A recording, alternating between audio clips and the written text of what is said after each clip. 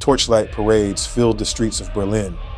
Thousands marched through the night, flames reflecting off steel helmets and banners. Crowds cheered as Adolf Hitler passed beneath the Brandenburg Gate. It looked like a revolution. It wasn't. Just hours earlier, there had been no violence at all. No barricades, no gunfire, no tanks rolling through the capital. That morning, trams still ran on schedule. Shops still opened. People still went to work.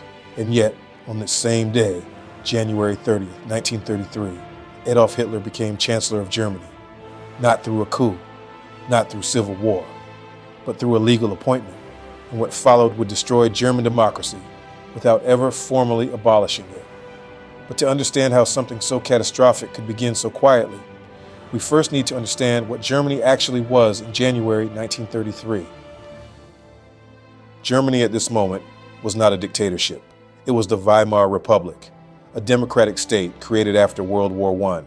It had a written constitution, a parliament known as the Reichstag, a president elected by popular vote. On paper, it was one of the most progressive democracies in Europe. But by 1933, it was barely functioning. The country had been battered by crisis. Germany had lost World War I. It had endured hyperinflation in the early 1920s, when life savings became worthless overnight. Then came the Great Depression. By 1932, more than 6 million Germans were unemployed. Businesses collapsed. Families relied on soup kitchens. Extremist parties thrived in the chaos, and none grew faster than Adolf Hitler's Nazi Party. Adolf Hitler was not yet a dictator. He was the leader of a radical political movement. The Nazi Party promised national revival, rejected democracy, and openly embraced violence. Its paramilitary wing, the SA, fought street battles with communists and intimidated political opponents. And yet Hitler had failed to win power outright.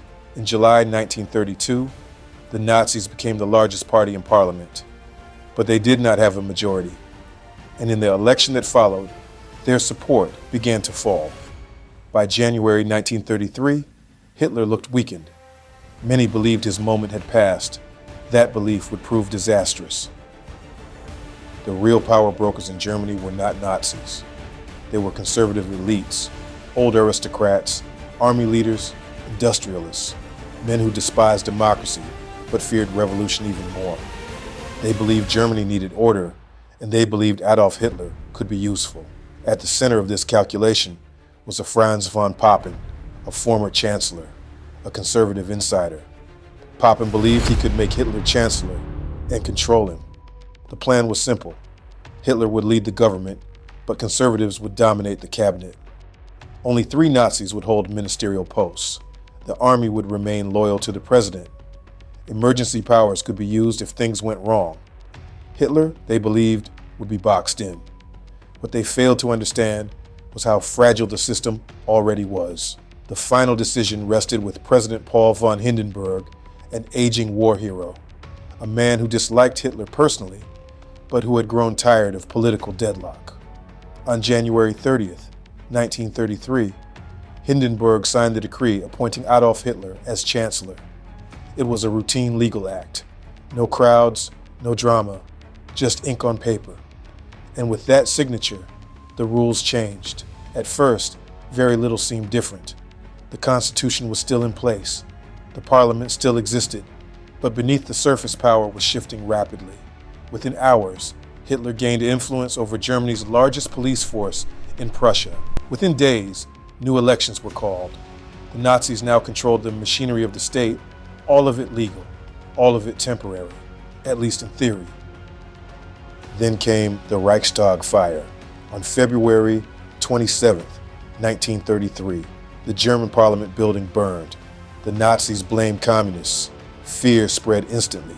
The fire became the justification for emergency decrees that suspended civil liberties, free speech, freedom of assembly, protection from arbitrary arrest. All were swept aside, and still, much of this followed constitutional procedure. In March 1933, the final step arrived, the Enabling Act, a law that allowed Hitler's government to pass legislation without parliament. Democracy voted itself out of existence.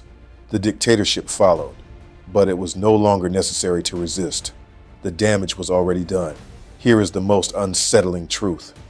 Nothing about January 1933 was inevitable. Hitler did not overpower Germany. He was invited in by men who believed they could control him. They chose stability over democracy, procedure over principle, and legality over legitimacy. German democracy did not collapse in a single moment. It dismantled itself step by step, through normal meetings, legal documents, respectable decisions. But to fully understand how fragile Germany had become, we need to look more closely at the weeks that followed Hitler's appointment. February 1933 did not begin with terror. It began with reassurance. Conservative newspapers insisted the new government was temporary. President Hindenburg remained head of state. The army swore loyalty to him, not Hitler.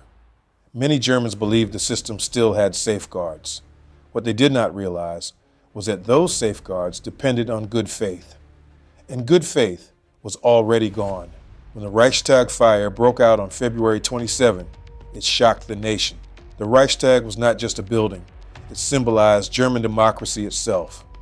The Nazis immediately declared the fire evidence of a communist uprising.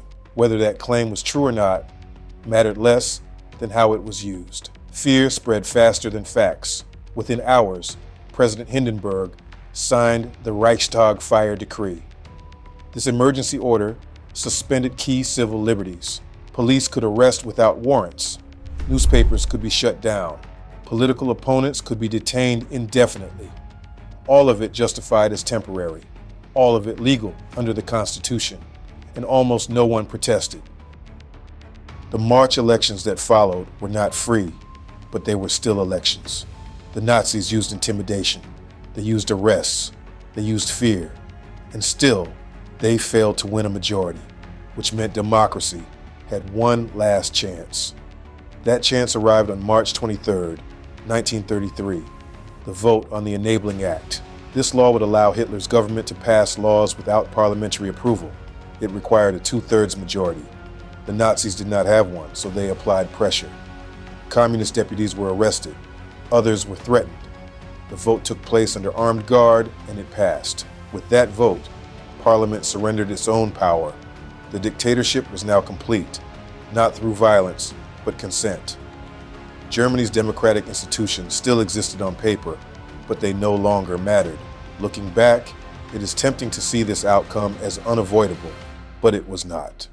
At every stage, alternatives existed. Different coalitions, different decisions, different courage. The tragedy of January 1933 is not just what happened, it is how normal it felt at the time. That is the real warning of Hitler's rise. Not that democracy can be overthrown, but that it can be dismantled quietly by people who believe they are acting responsibly until there is nothing left to protect.